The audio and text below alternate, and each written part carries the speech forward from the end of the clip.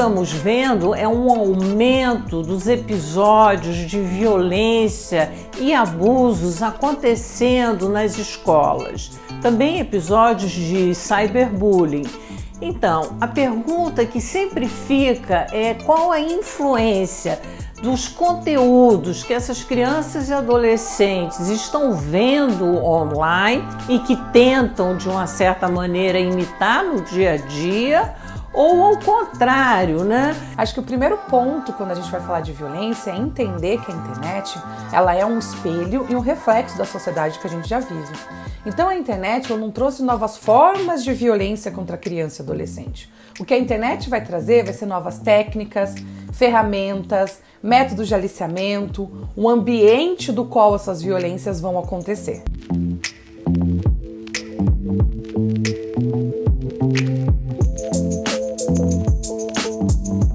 A gente precisa investir na rede, a gente precisa ser rede. Os nossos conselhos tutelares, eles precisam buscar informação para poder acolher essas crianças para o bem delas, né? Porque muitas vezes a escola descobre que a criança sofreu uma violência, mas é impossível dessa criança ficar longe do agressor, porque não tem uma rede, né? Tanto o conselho tutelar quanto a justiça, quanto o executivo, não tem uma solução para essa criança ficar longe do agressor. Então, cada vez mais a gente precisa fortalecer, né, as instituições para que elas sejam capazes realmente de impedir que as crianças sofram violência. Mas é claro que a internet ela também vai trazer características próprias que fazem com que essas violências sejam ainda mais agravantes e preocupantes nesse meio online. O primeiro ponto que a gente pode trazer é a questão do anonimato, de muitas vezes não se saber com quem é essa outra pessoa que está falando do outro lado da tela, né? Se realmente é a mesma idade, aparência, se é o lugar onde mora, que estuda. Então isso faz com que seja mais preocupante também essas interações dentro do mundo digital com crianças e adolescentes. O segundo ponto é entender que a internet é um mundo completamente conectado e globalizado. Isso faz com que predadores ao redor do mundo todo tenham maior acesso a crianças e adolescentes que podem estar vulneráveis nessa internet. Um outro ponto também é entender que a velocidade com que materiais pornográficos infantis são distribuídos e produzidos na internet. O que faz a gente chegar num outro ponto, que é a dificuldade que tem na investigação desses casos, porque a velocidade que é distribuído não é a mesma velocidade que consegue se investigar. No mundo virtual, esses perigos, né, eles vão sendo potencializados, porque tanto as crianças ficam mais à mercê de quem está do outro lado e que a gente nem sabe quem é, né? Como os pais acham que elas estão lá, né, distraídas com o tablet ou com o celular, no computador, e nem se preocupam em checar o que eles estão fazendo, e o perigo pode entrar dentro de casa, né? A criança mesmo dentro de casa ela não está protegida.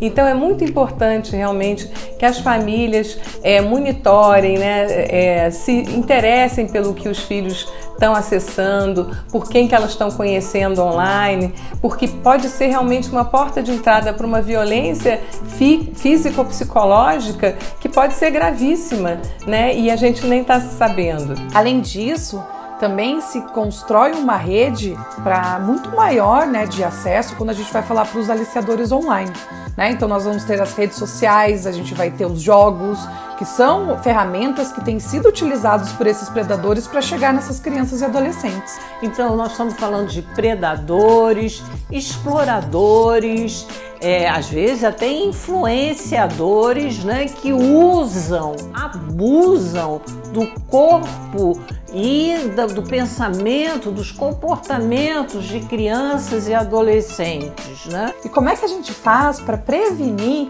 que crianças e adolescentes estejam vulneráveis e possam se tornar vítimas online? Acho que o primeiro ponto é entender que quando se dá um celular ou um computador conectado na internet, não se dá só uma ferramenta, mas dá um mundo totalmente conectado. Então, antes de se fazer isso, vale uma reflexão de: será que essa criança e adolescente consegue avaliar os riscos? Será que ela consegue identificar aproximações inadequadas online? Se caso isso acontecer, nós temos um canal de comunicação aberto do qual ela se sente segura para vir me contar? Nós conseguimos ter em casa, né, ou em conjunto, discussões sobre educação midiática ou sobre os riscos que tem online? A gente tem 32 anos do ECA e a gente não foi capaz ainda de falar para as crianças que o corpo delas é delas. Ela precisa saber, desde que ela nasce, de que o corpo dela é dela, ninguém pode tocar, ninguém pode agredir, né? E que ela precisa proteger aquele corpo. E quanto às partes íntimas, muitas crianças não sabem que é errado tocar nas partes íntimas dela. Então a gente encontrou uma maneira muito direta, né, prática, imediata da criança entender, porque são ilustrações autoexplicativas, todo mundo entende, mesmo quem não leia. Eu acho que o principal mérito do Eu Me Protejo é que a gente encontrou uma maneira que as pessoas não se constrangem de mostrar o livrinho para as crianças. A gente não fala de educação sexual, a gente fala em educação para a proteção do corpo. Então não tem a palavra sexual na cartilha. Você fala de partes do corpo, quais são as partes íntimas que ninguém pode tocar e o que fazer caso aquilo aconteça. Porque se você não falar diretamente para a criança, se não der esse recado para ela desde que ela é pequena, como é que ela vai saber o que é certo, o que é errado? Como é que ela vai poder saber que é uma pessoa que vai oferecer a ela ajudar no banheiro ou a tomar banho, vai tocar nela de uma maneira diferente, se ela não foi ensinada dessa maneira? Então, o Eu Me Protejo, né, e qualquer instrumento de educação para a prevenção da violência tem que estar nas escolas, porque a gente sabe que a violência ela acontece em casa. Em casa, então, essa educação não vai chegar. É por isso que o Eu Me Protejo e outras ferramentas para a criança saber que o corpo é dela, que ninguém pode tocar nela, tem que estar em todas as escolas. É importante falar do papel dos governos nessa prevenção, né, no desenvolvimento de políticas públicas que tenham como objetivo, né, a prevenção e a educação midiática, não só para crianças e adolescentes, para uma sociedade inteira. Né, a qualificação de professores, para que possam também identificar esses riscos ou trazer para suas aulas e para a escola também essas discussões de educação midiática. É importante ressaltar aqui também o papel que existe das empresas de tecnologia, não só em colaboração, né, com os governos e com ONGs para fazer também intervenções nesse sentido de prevenção, mas também na colaboração com as investigações quando esses crimes acontecem. E vale aqui reiterar que criança e adolescente é responsabilidade de uma sociedade inteira, e isso é por lei. Então todos nós precisamos pensar qual o nosso papel na proteção, na monitoria e nesse papel também de educação midiática com as crianças e adolescentes. A vacina contra a violência é educação. Então vamos informar as crianças para elas ficarem bem fortes e saber se proteger da violência.